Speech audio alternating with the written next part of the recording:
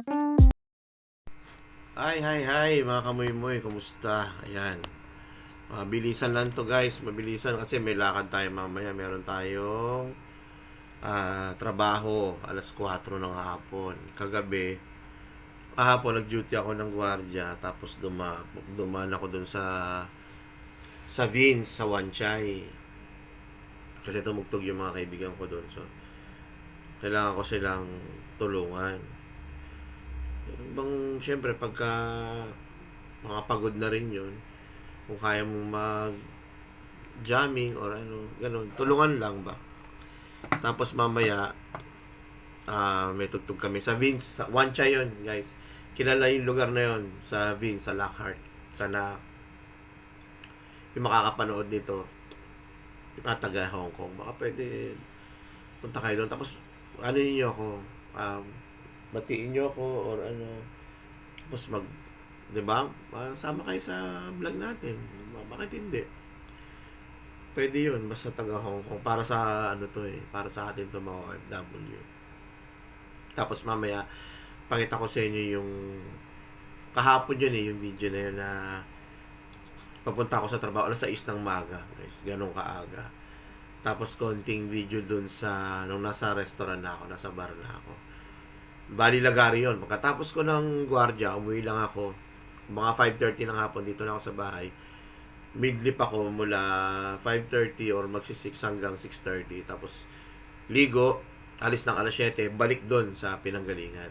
Tinuro ko doon sa video yung halos magkalapit lang, mga ilang meters lang or ilang hakbang lang ngayon Kita mo agad, may kanto lang siya. Tapos kita mo na agad yung tinutugtugan ko na tequila mix. Kaya mix yun, hindi tequila mix Mexican kasi. Tequila Mexican yun. Kaya tequila mix.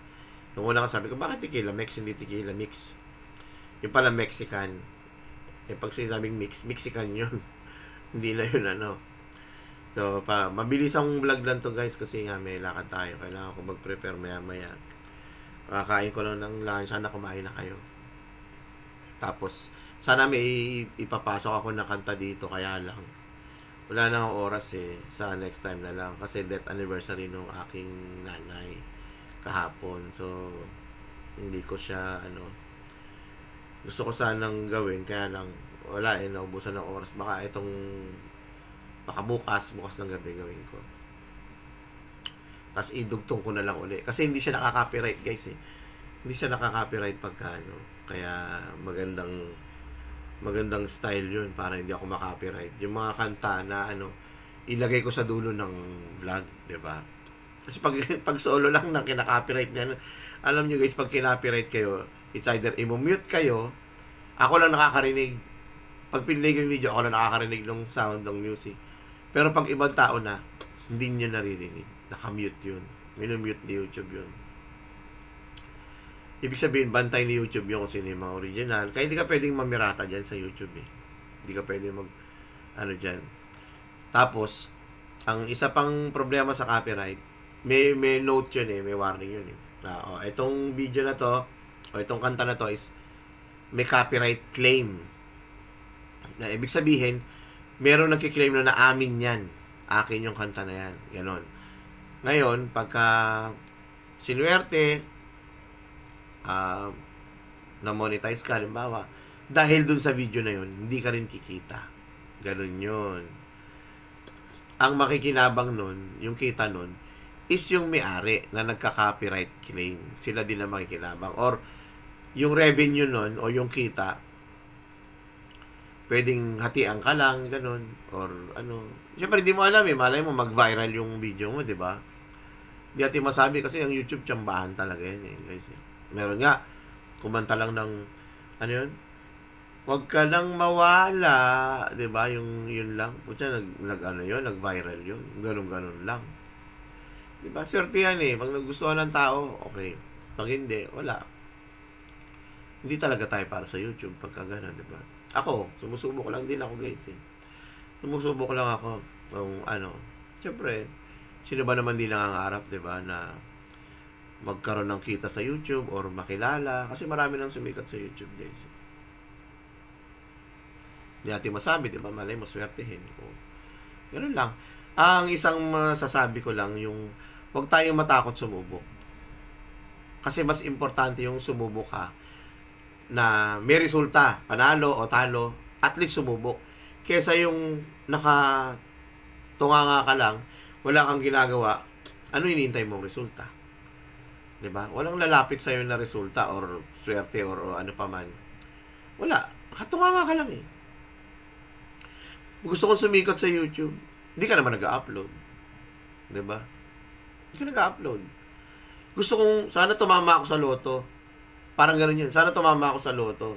Hindi ka naman tumataya. Eh, paano ka tatama? Di ba? Common sense lang yun, guys. Common sense lang yun. Sumubok ka, matalo o manalo, importante sumubok ka. Di ba? Yun yun. Yun ang ating lesson for the day. Wow, lesson for the day talaga. Hindi, ganun lang talaga, guys. Di ba? Sumubok ka, kung matalo, tanggapin mo. Okay lang. Eh, talo eh. Pero at least, sumubok. Kumbaga, huwag tayong laging takot. Huwag tayong ganun. Huwag tayong laging takot na. Tapos, inuunahan mo na agad. Naku, hindi ko kaya. Di ba pa kasi lumukan eh. Hindi mo na agad kaya. Naku, baka hindi ako sumikat. Eh, may natural. Paano kasi sikat? Eh, wala ka namang ginagawa. Hindi ka naman nag-upload. Paano ka makikilala? Di ba? So, ganun yun. Ano lang po yun sa isip ko lang yun. Sinare ko lang sa inyo. Ngayon, nasa sa inyo yung sa tingin nyo, okay yung sinabi ko. Kung hindi naman, i-bash nyo ako. Di ba sabi nga, mas pag may basher ka, sikat ka. I-bash nyo ako. Okay lang. Sige na guys. Thank you sa panonood. Muli, ako po ang inyong Kamoy Moy. Yan. Ingat po kayo at importante sa lahat, God bless. Dun. Hey guys, good morning. Papasok tayo ngayon sa duty natin sa hotel. Aga alas 6 para pwede akong mag-out ng alas 6. Pero ang ginagawa ako, yung break ko ng may 1 hour break eh. Yung break ko ng 2 to 3 hindi ko kinukuha. Ginagawa ako 5 ako nagbe-break. So 5 to 6, ibig sabihin, hanggang 5 lang ako, diretso na. Kasi hindi na ako babalik. Alas 6 out ko eh. Diba? Mindset ba? Mindset. So, ganoon ang ginagawa ko. Duty ako alas 6, dapat 6:30. Pero ginagawa ko 6 ako pumapasok. Para yung guardia dyan na naka-duty, aalis na. So, obligado siyang bumalik ng 6. Ako naman, imbis na yung break ko nga na 2 to 3, hindi ko kinukuha 6, tapos dire-diretso na yun hanggang 5. Mag-out ako ng 5 o'clock 5 p.m. Diba? Mas maaga. Umuwi muna ako. Tapos ayun yung tinutugtugan natin, ayun, tequila mix. Ayun, to. Yan. Diba? Lapit lang. Diyan lang sa kaliwa yun eh, yung hotel na inaanoan, dinudutihan ko. So, kakalapit lang, di ba? Kaya lang umuwi pa ako kasi hindi ko dala yung mga gamit ko eh. Yung iPad. Tapos nagbibihis ako. Gusto ko, naliligo ako. Siyempre masarap mo ito pagka-fresh. Di ba? Hindi yung maghapon na ako dyan. Tapos, ayan, ito yung hotel. Ayan, Hotel Heart. Ayan, ito. Ayan, Hotel Heart. Hello brother, good morning.